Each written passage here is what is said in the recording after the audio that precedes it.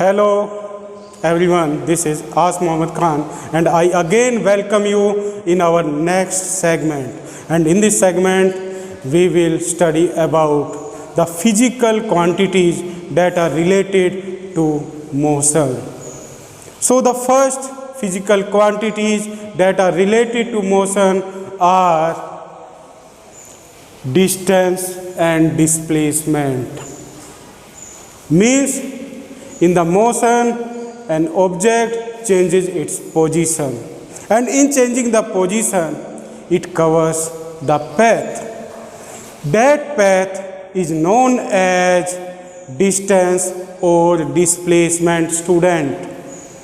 In the distance, the object covers the longest path or the largest path is covered in the case of distance, and this longest path does not have the sense of direction. Means in covering the longest path, the object does not have the sense of direction. Means the object can change its direction to move on its final position. So the distance is scalar quantity. I have taught you about the two quantities. First is scalar and second is vector. Scalar quantity have magnitude but not have the sense of direction. But the vector quantity have both magnitude as well as sense of direction. So distance is the physical quantity that have the sense, does not have the sense of direction.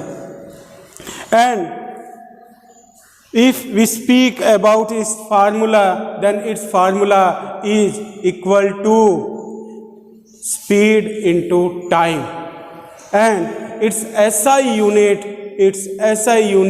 is meter.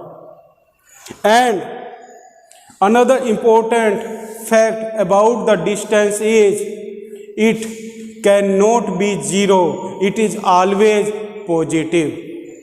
Now just opposite of it, another quantity that is related to the path that is covered by an object in the case of motion is displacement.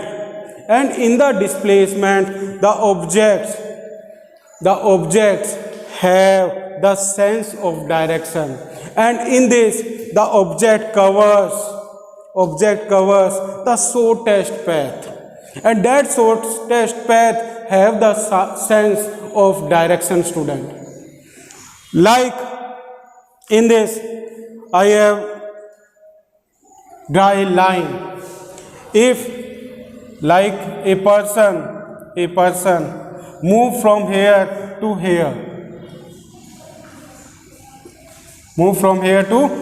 if this position is known as initial position from which the object starts its motion, and the object reaches to its final position here. So the path that is covered by the object or the person is displacement. And in this displacement, you can easily observe that there is no change of the direction. In this, the object is moving. If we speak about the direction, it is north to south. But in this, the changing is taking place. The changing that is taking place here, it is initial to final. There is another important thing about the displacement is it can be zero, positive or negative. Like if the object or the person move from here to here, then it will be positive. So in this case it is positive. Now if the object again come in between of it, then it will be negative. If the object again reaches to its initial position, then it will be 0. It will be 0. So the displacement may be positive, negative and 0. And if we speak about the type of physical quantity, then it is vector quantity, because it has both magnitude and sense of direction. Its formula is velocity into time, and if we speak about its SI unit, then it is meter. Means both these physical quantity, distance and displacement, have the SI unit, that is meter. So now we come on other physical quantities, that is speed and velocity. So students, now we will discuss about the other physical quantities that are related to motion are speed and velocity. Speed and velocity. Now in your daily life, generally this word you listen, especially when you travel in automobile transport, like from your bike or from your car or from bus, and what you speak, that what is the speed of that particular bike, car or bus. So student, what is speed and how do we measure it? And in the automobile transport, you can see there is one meter, and with the help of that meter, you can easily notice the speed of that particular automobile transport. Can you tell me the name of that device, that meter? Yes, what is it? It is speedometer, student. So what is speed? Speed means the distance covered by an object per unit time is known as speed, and it does not have the sense of direction. That's why it is scalar quantity. And if we speak about its formula, then the formula of this is distance upon time. Distance upon time is the formula of the speed, and with the help of this formula we can find the speed. Its SI unit is meter per second. How can we get it? Like the distance SI unit is meter, so we put here meter here. Time SI unit is second, so we put here the time unit second here. So the unit that we will get here will be meter per second.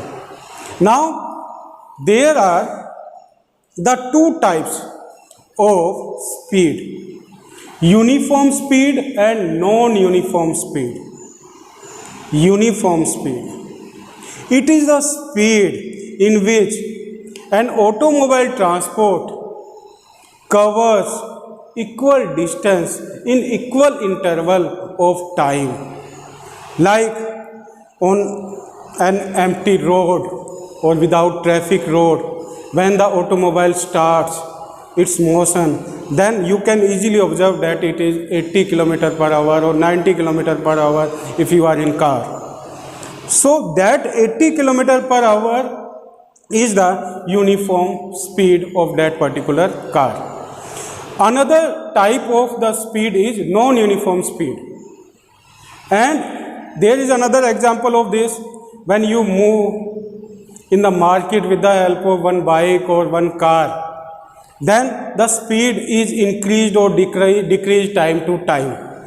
Sometime it is 20 km per hour, sometime it is 40 km per hour, sometime it is 60 km per hour. So what is it? It is non-uniform speed.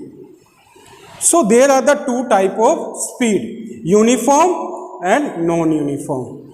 Now we come on the next physical quantity that is in your syllabus, and we will discuss about it in the detail.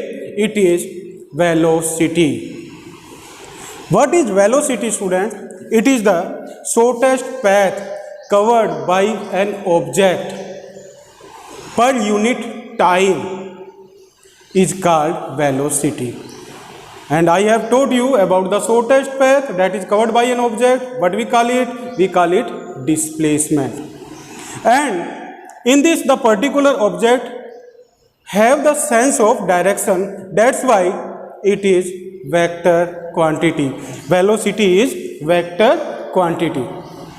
The formula of this is velocity is equal to displacement upon time. So again, the unit that we will get in this is meter per second. So the SI unit of velocity is meter per second.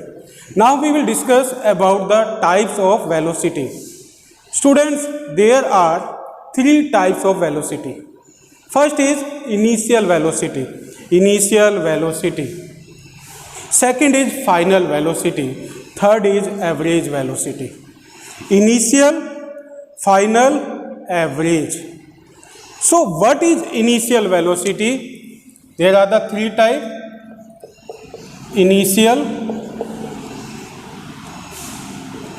final, average. There are the three types. Initial velocity is indicated by small u, final velocity is by capital V, and average velocity is indicated by VAV. So these are the symbols of these velocity. Now what is initial velocity? About this I want to tell you. Initial velocity is the velocity from which an object starts its motion with respect of observer and its surrounding. So what is it? It is initial velocity. Final velocity means the velocity that is noticed by the observer at the end time. At the end time, that is final velocity. Average velocity. Average velocity means the arithmetic mean. Arithmetic mean of initial and final velocity is average velocity. Arithmetic mean. We divided it.